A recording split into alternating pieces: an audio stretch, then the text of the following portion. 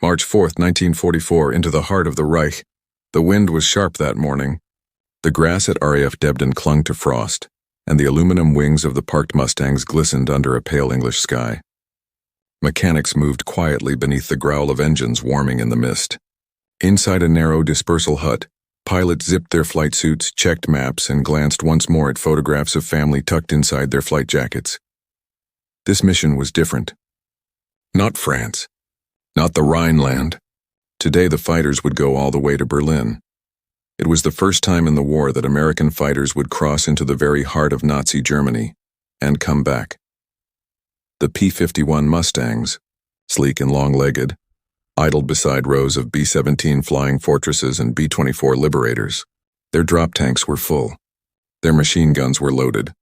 And their orders were simple: escort the bombers to Berlin, fight off the Luftwaffe, and survive the longest combat sortie the U.S. Army Air Forces had ever attempted.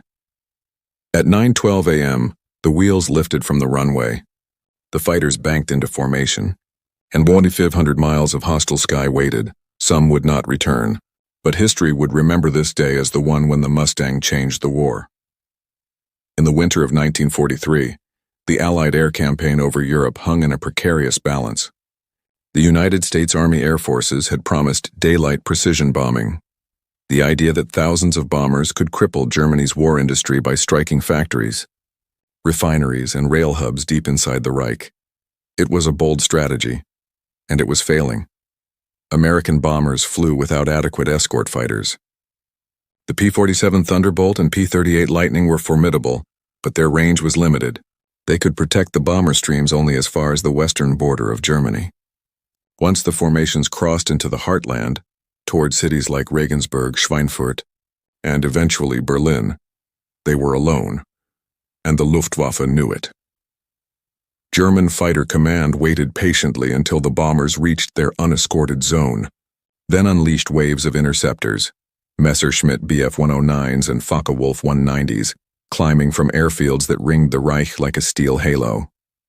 At 25,000 feet in thin freezing air, American crews endured relentless attacks. Cannon shells tore through wings and cockpits. Engines ignited. Formation discipline collapsed. The cost was catastrophic. In October 1943, during the second raid on Schweinfurt, a mission aimed at crippling German ball-bearing production, 60 bombers failed to return. Of the 291 B-17s that crossed the target,